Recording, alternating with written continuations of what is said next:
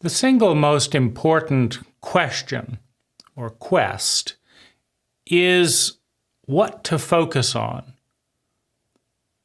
What should we be focusing on right now, and in what way, for what purpose, and for how long? Now, this is always asked in reference to well-being. We all want to feel better. We want to avoid feeling worse. And so all questions are in search of well-being. And the decision is where to focus, for how long, why. And this brings up the paradigm of local maximums. Individual peaks that reach a certain point and don't take us further. Mountaintops that we can climb and reach a summit. And that's about as far as we can go on that particular peak. But there are other peaks that can take us higher and other peaks that can take us lower.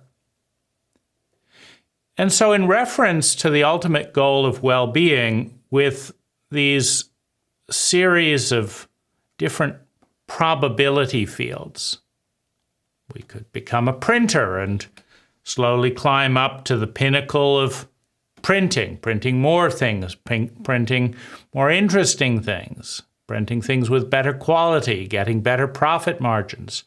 But there's a pinnacle to just how good we can be as a printer, right? Or thinking about thinking, right? There are all these different things, different areas, different focuses that we can climb. And the question is, which ones? Why? For how long? So the first thing is, this quest here is in and of itself a local maximum. And there's a couple of laws to understand about this and any other maximum. And that is, first of all, that everything has a peak. That second of all, as we pivot from one peak to another, there is a descent of some kind. Thirdly, there's always something bigger. There's always something that can take us further and higher. Fourthly, to get stuck on a mountaintop, to get stuck in a dogma, an absolute, is to ultimately plateau. Right? If we get stuck rigidly following any one thing, it will ultimately plateau, and it will also ultimately become toxic. And the ally, the opportunity to grow and climb, will ultimately become an enemy, a stuck point, where in refusing to descend, we are then prevented from all the additional climbs in our probability field. Another thing to understand with local maximums is they're really in a circular shape, right? That you can look at reality as this sphere, and you can get better in all directions, right? You can get better at law enforcement. You can get better at evading law enforcement. You can get better at making art. You can get better at vandalizing art. You can get better at computer coding. You can get better at painting, right? So there's the possibility field is heading out in all directions. And you can get better at any of it, at all of it, all the time, right? And so this question, which mountain do we pick and why? Well, the why ultimately is always about sustainable well-being. For ourselves, for others, they're one and the same, right? If I want to sacrifice some part of myself for my family, it's because there's a part of me that has more joy, that gets something more out of being a good child, being a good citizen, doing the right thing. Those thoughts are in some way more important to us than what we're sacrificing. And in that way, we are in pursuit of sustainable well-being. So it's always about well-being. And we can grow in any number of directions. However, there is this phenomena of toxicity. Toxicity being in relationship with an extreme repetitive energy. We spend all our time working and no time playing. If we spend all our time alone and no time together. If we have too much salt, if we have too little salt. We ruin our knees jogging on pavement 10 hours a day. If we ruin our knees sitting on the couch and not getting enough exercise for 10 hours a day. Right? If we talk too loud, it's upsetting to people. If we talk too quietly, they can't hear us. It's upsetting to people. So toxicity lies in the extremes, and well-being, grace, lies in the center. However, our center is different from other people's center, right? There isn't the center, right? Everyone is part of a number of cycles, right? So if you're way over here, your point of grace is down here, right? If you're way over here, your point of grace is down here.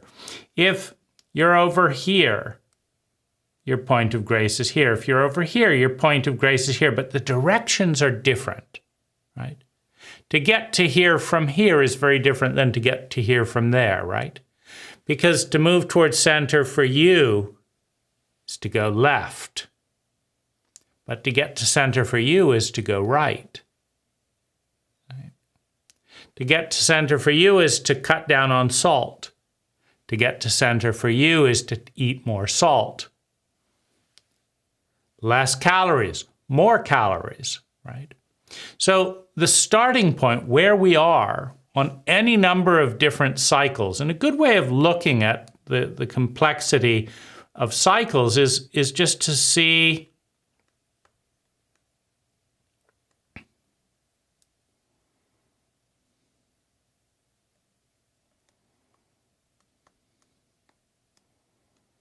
all of these different patterns within patterns within patterns. Like there's the daily cycle of our last sleeping and waking. There's our yearly cycle. There's the cycle of going inward, the cycle of going outward, the breath in, the breath out. There's the attaching to something. There's the letting go of something. And we're doing all of these cycles all of the time, all at once, right?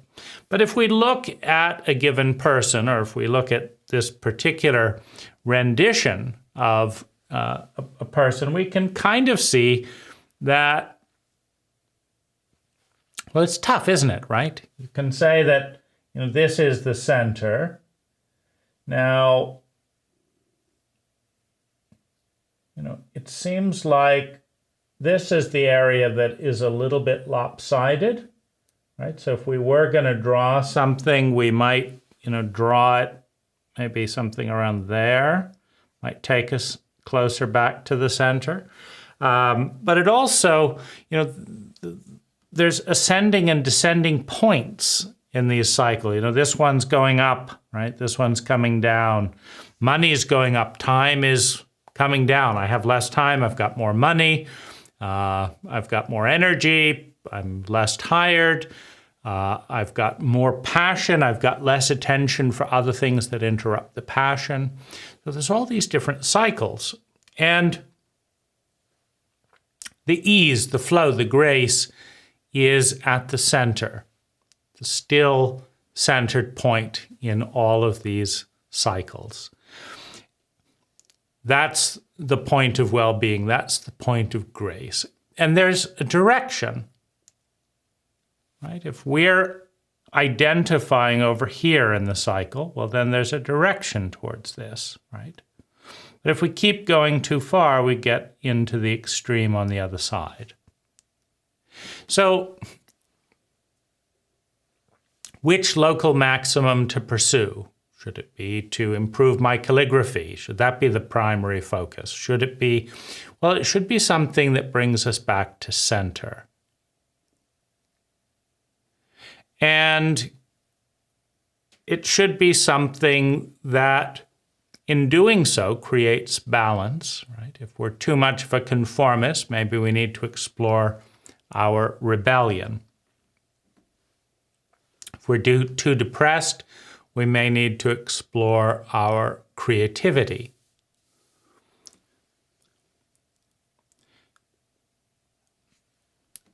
Everything is an idea, a direction.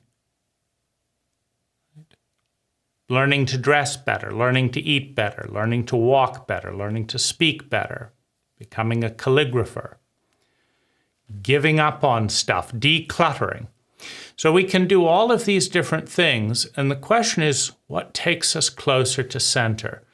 And in order to know that, we need to have a model. And all models are false, right? They're all wrong, right? We have reality, and then we have our models of reality. And the model of reality comprised of language is wrong. It's too simple, leaves things out. So it creates a certain amount of friction, but it also helps us find the center, because a decent model of reality will say, even though this is wrong, we're at this point in the process. Like, here's our pattern of reality: this, this, this, this, and this, and then repeat. Right? That's our map of reality.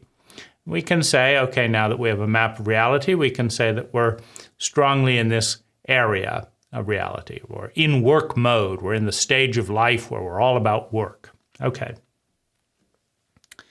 So is that good or bad, right? Well, if we're in the stage that's all about work and we understand how that will be transitioning to maybe being all about meditation at some point, or being all about family at some point. First, learn the skills to make money, and then we support our family, and then we're all about family.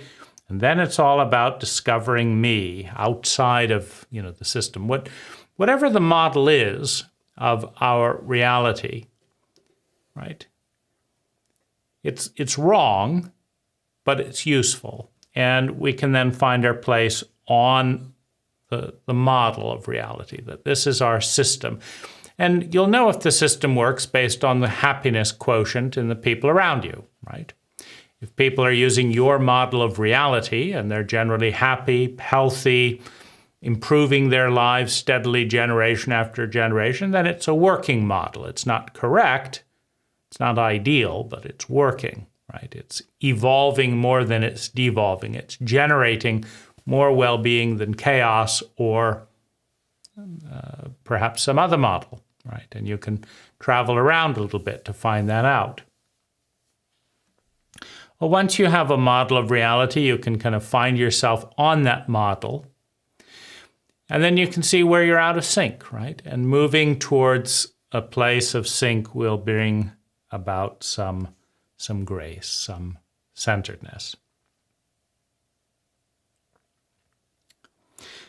Now,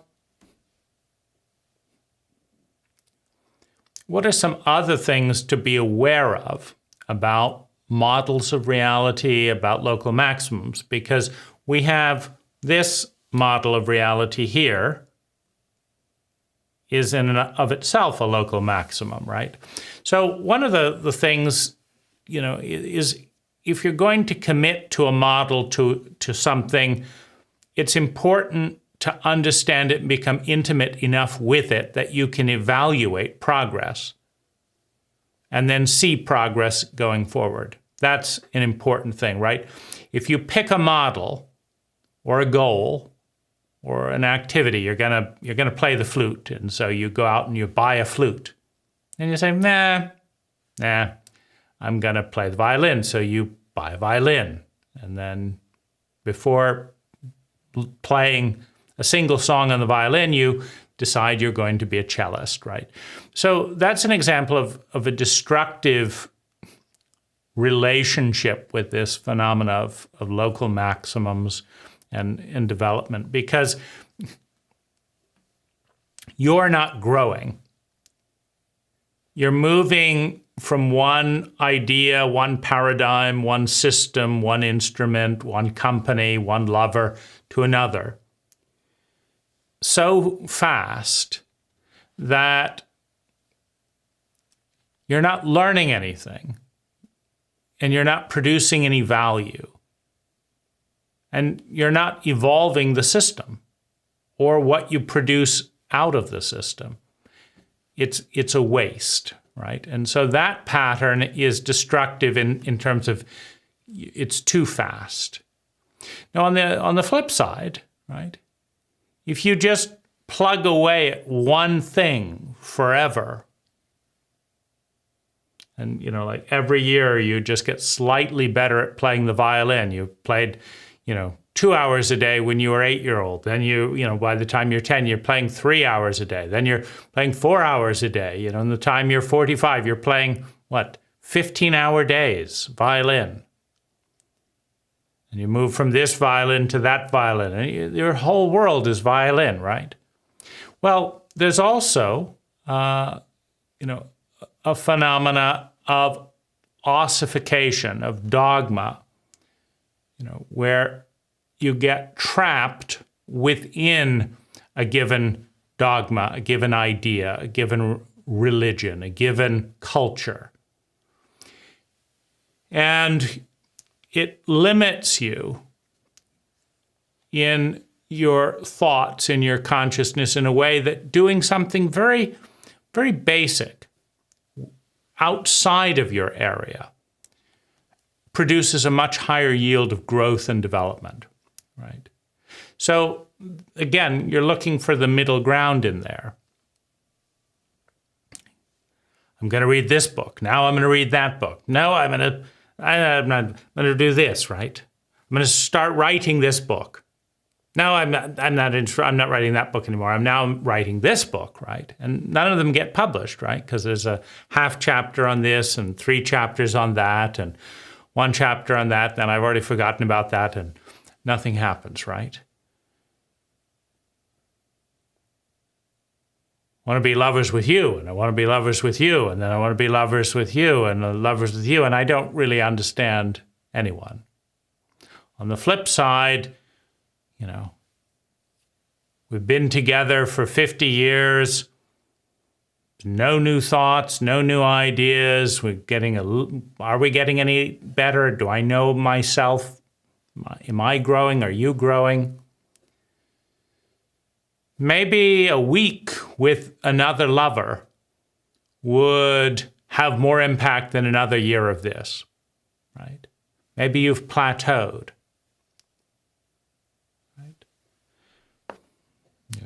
Kept going back to Spain year after year after year after year after year, and it's just perfect. And this is the cafe, and then this, and then this, and then this, and then this, and it's the same thing every time, right?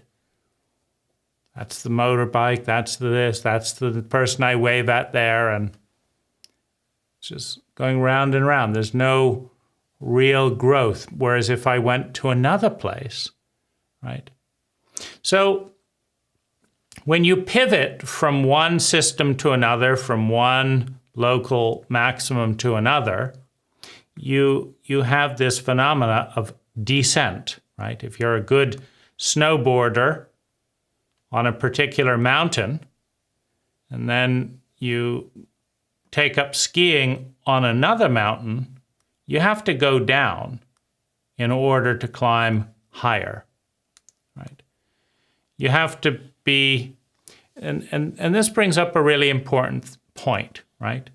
In the cycle of a local maximum, because it's good to visualize it as a mountain, but it's really a cycle.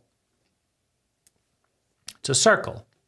You start off here knowing absolutely nothing, confused, overwhelmed, don't know anything, right? And then slowly you get better and better and better and better and better and better. Now if you just keep it up with discipline, you can become the world expert in something very particular.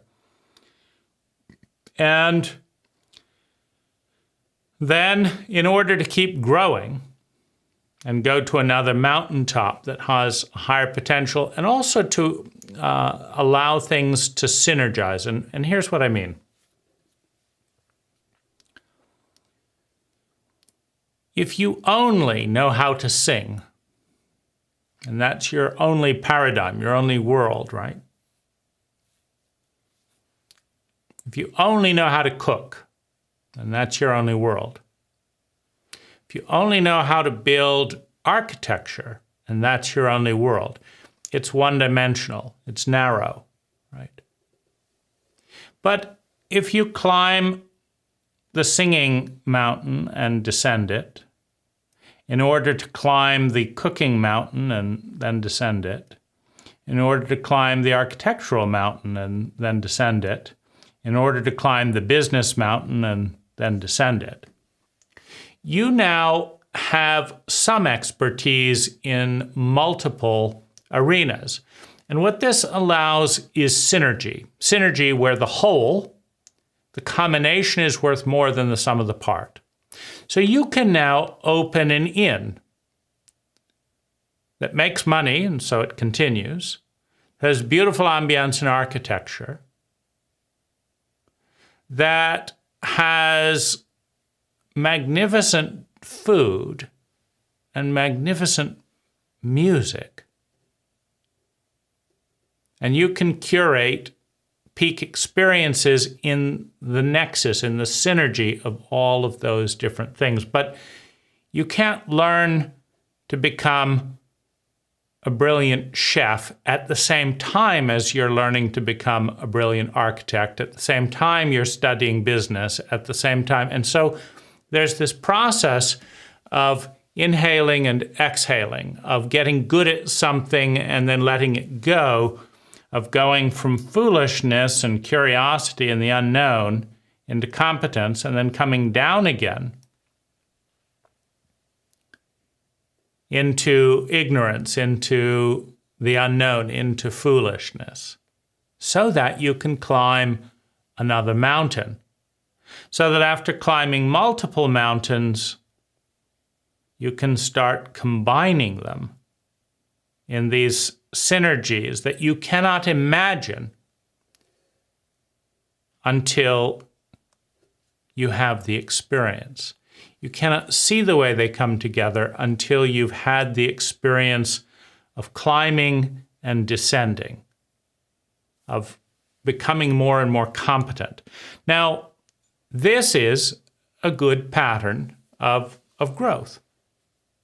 To pursue sustainable well-being, to pursue value, and how do you find mountains worth climbing? Right? Well, a good place to look at is who are the most number of people who's in pain around you, and what's the biggest causes of that pain. That's a good mountain to climb, right? In the journey towards sustainable well-being and reducing chronic and unnecessary suffering, one of the best places to start is who's in pain around me and what's the biggest source of that pain. And then one good local maximum to climb is healing the pain. Can I alleviate? Can I produce a service, a product that alleviates that pain? How can I do it? Right. So that is a terrific thing to explore, wherever that takes you in your particular, arena, right? So find an area of pain, get really, really good at healing that pain for a lot of people. Now there is what would bring the most value, joy, pleasure. What do people really want?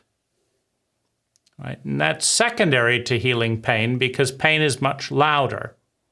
If people have 1 unit of pain and 1 unit of pleasure, the pain will consume 500% more of the person's attention and thus be 500% louder. So you get more mileage out of reducing pain than bringing pleasure while the pain is active.